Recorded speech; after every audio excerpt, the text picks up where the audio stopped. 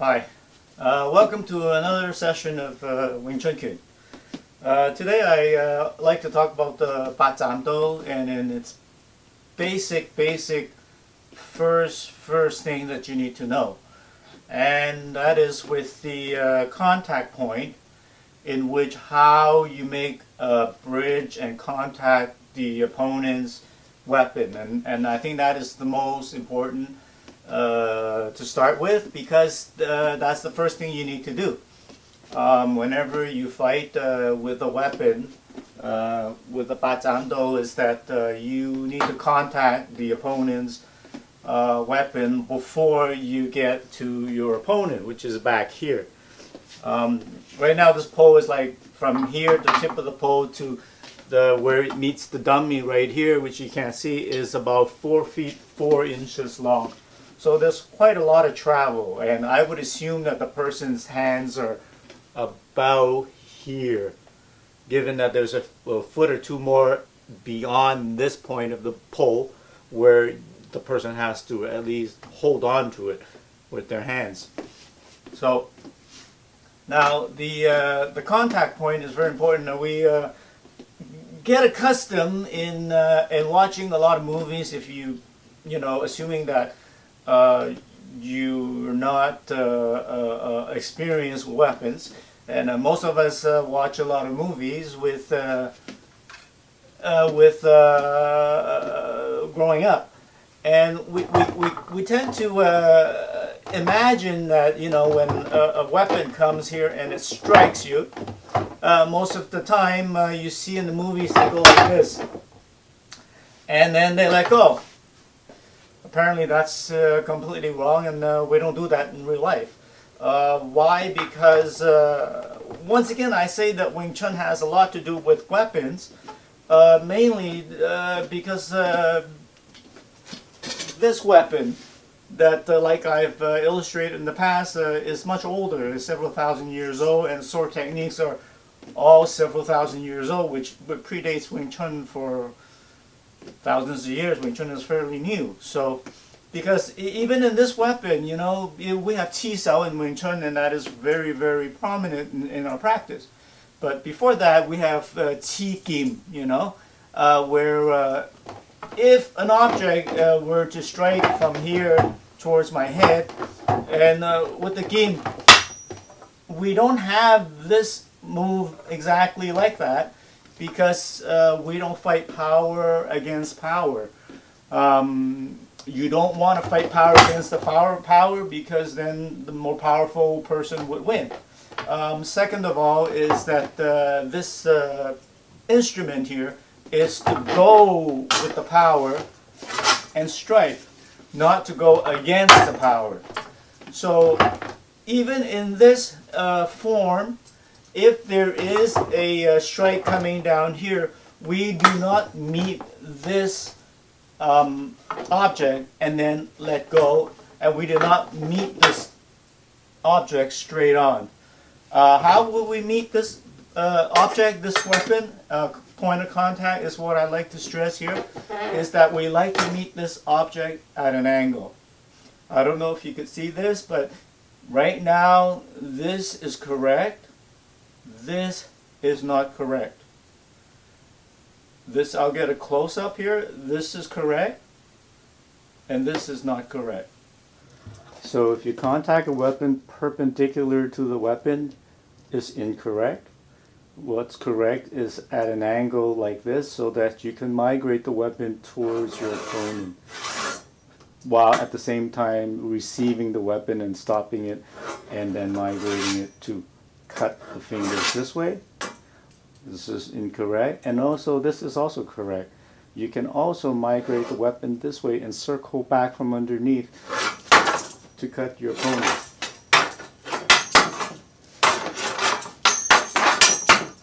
So incorrect, correct, or correct, and this incorrect.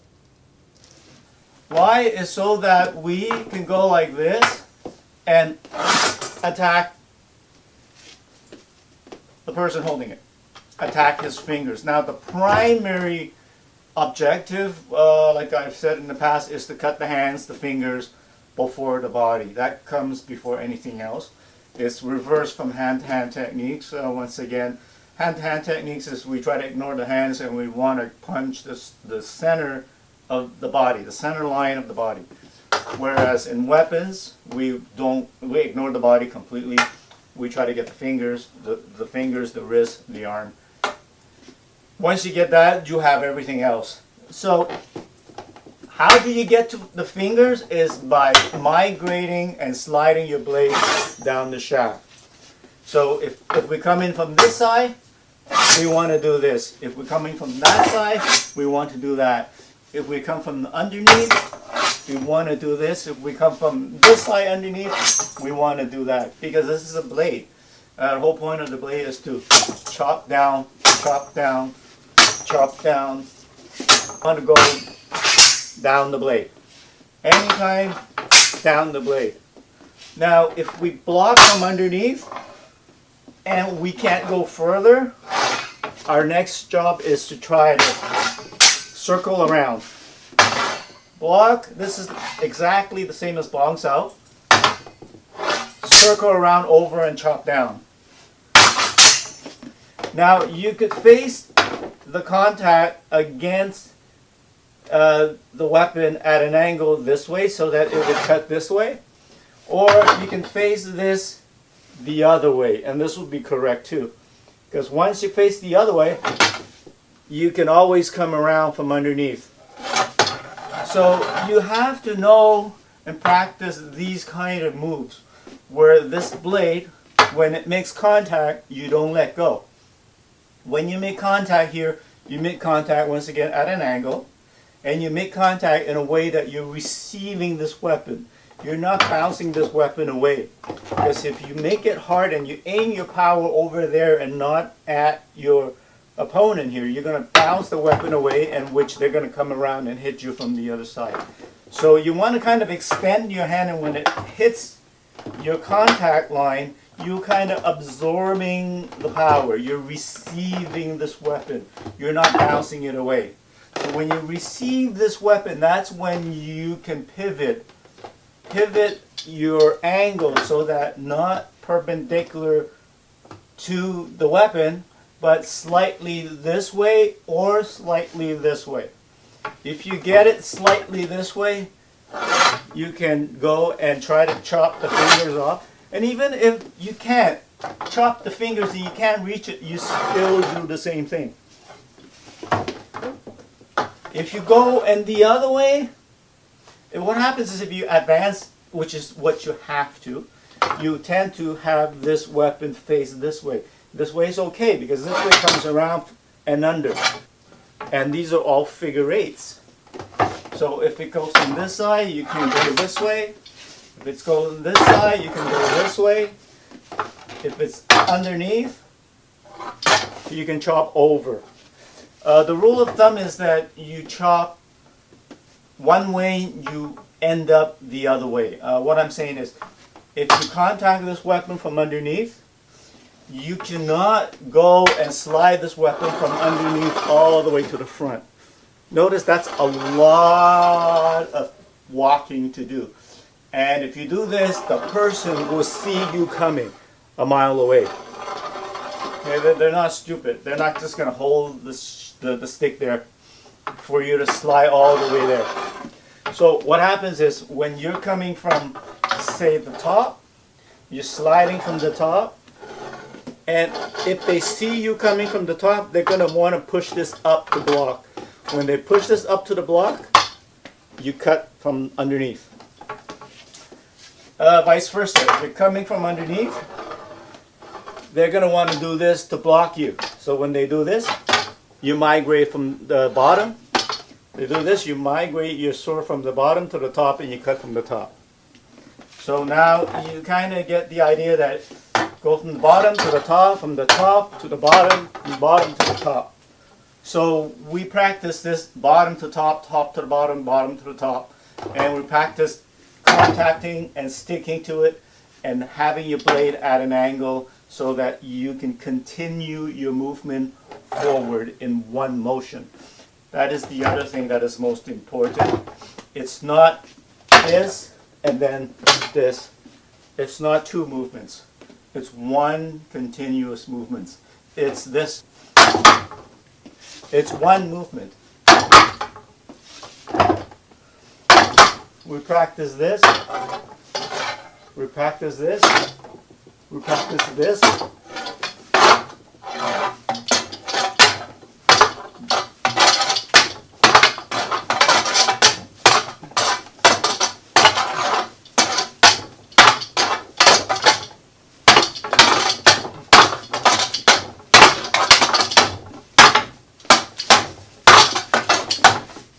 Familiarize yourself with the shaft. This will work with the spear, this will work with the kim, and this will work with the staff. Once you familiarize yourself, this is like chi sao with weapons.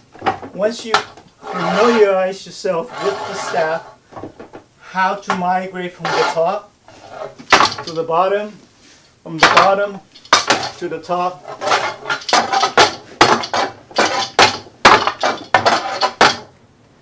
then you can start doing the two-hand thing. Why I do backwards this way when my opponent is here is because when I come down here, your opponent is not going to stay there. He's going to move back. He's going to move back and he's going to point this part of his staff or blade that way while going to hit you with this way. That's why when I'm coming over here, I practice this, or I practice this. Because when I'm coming over here, he's going to be moving back.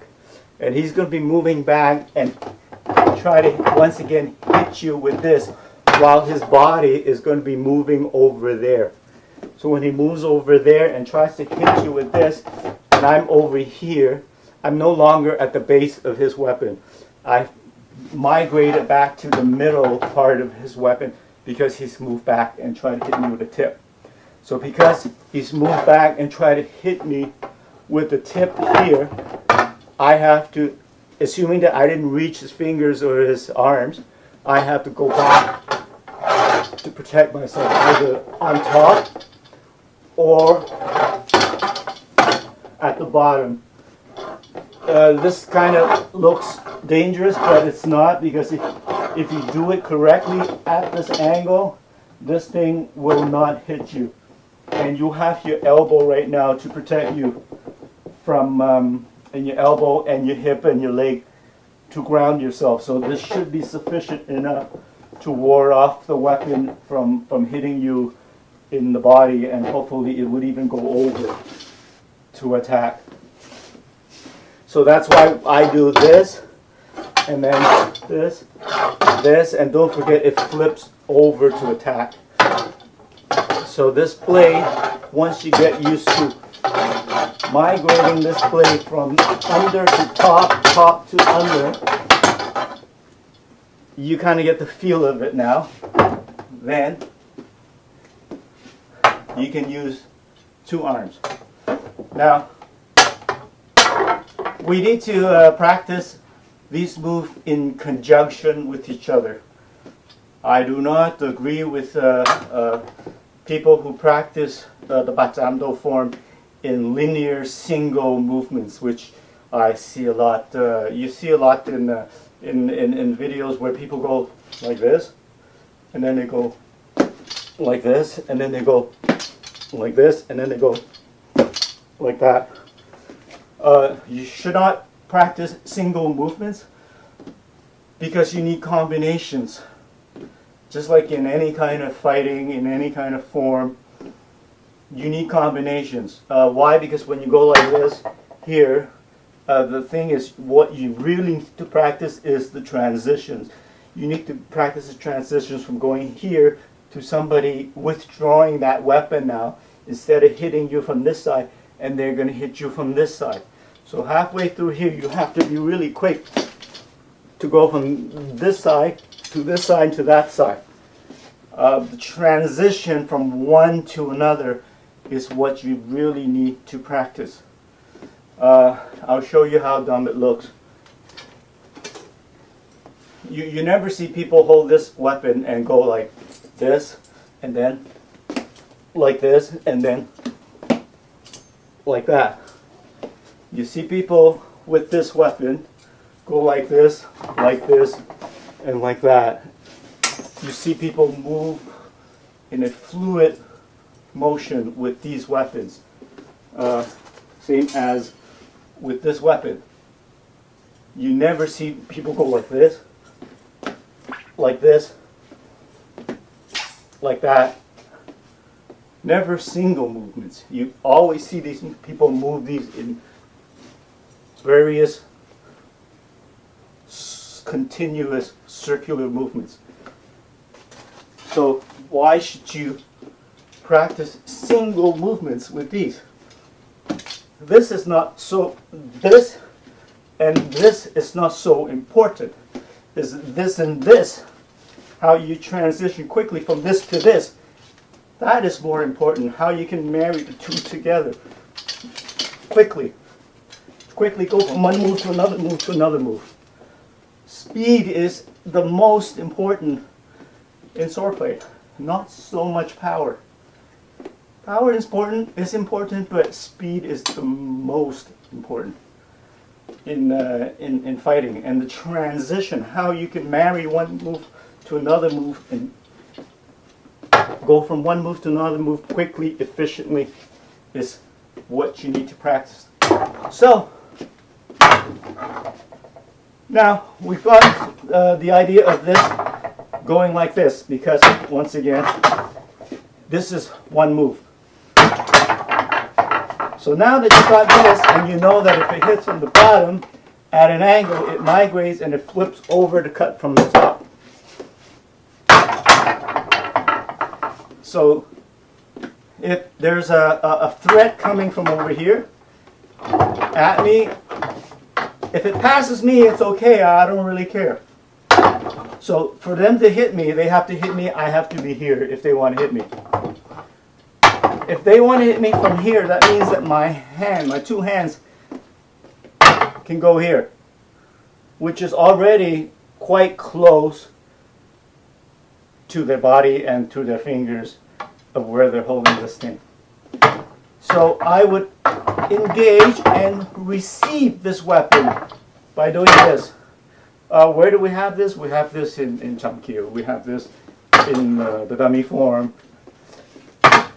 And we contact this at an angle.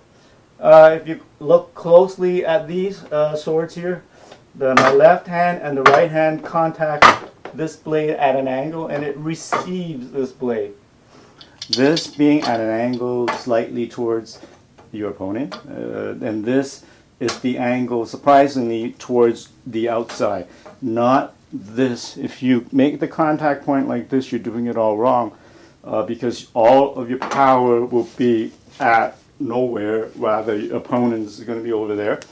Second off, if you do it like this, it will stop your momentum completely, and you will not be able to complete this complex move in one continuous movement.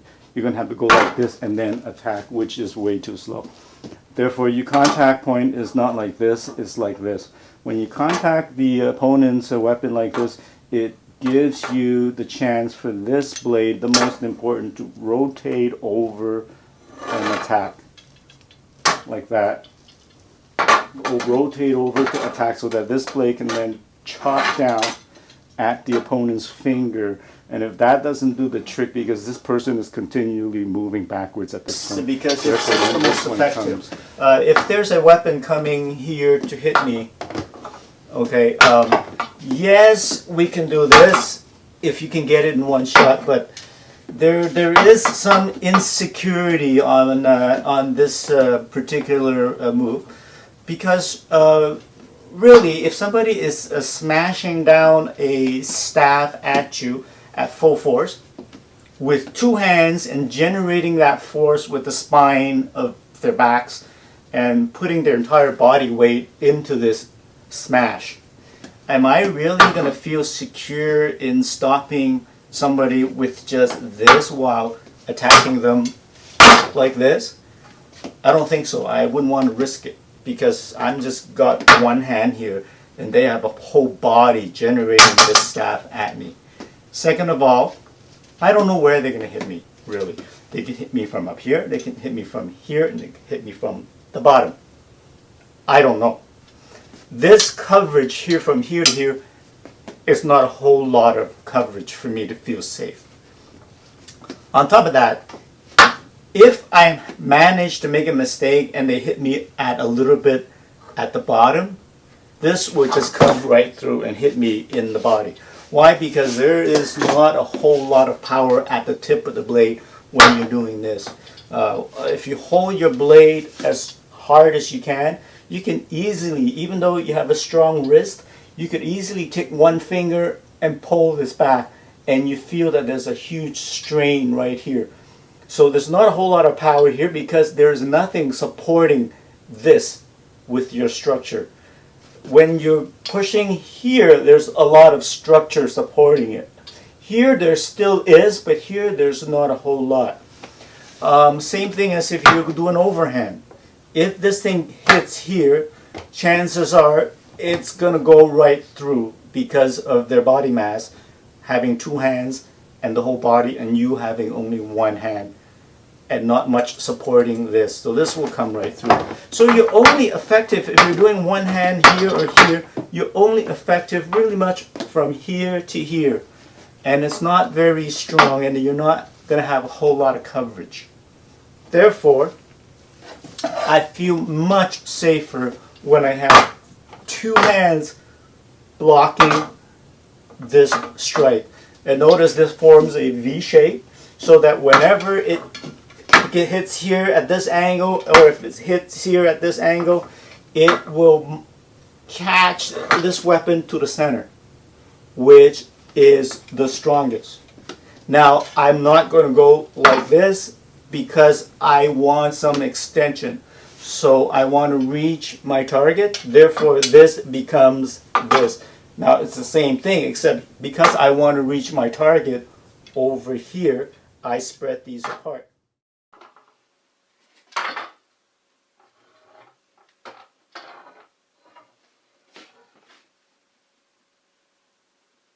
This is a moment in time, in a millisecond. The form you need to concentrate is this.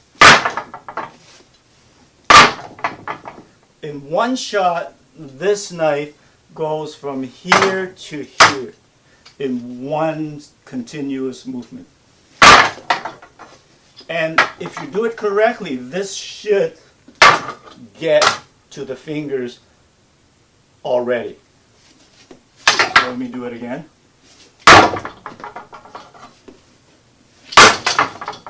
If that does not get to the fingers in one shot, then this would get to the fingers, the arm, or the person at that point. So here we go. It's one movement.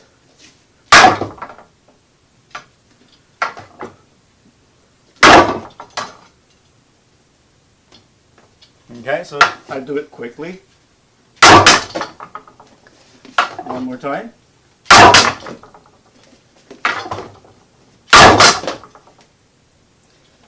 And that's the lesson for today. Hope you enjoy this and have fun. Bye.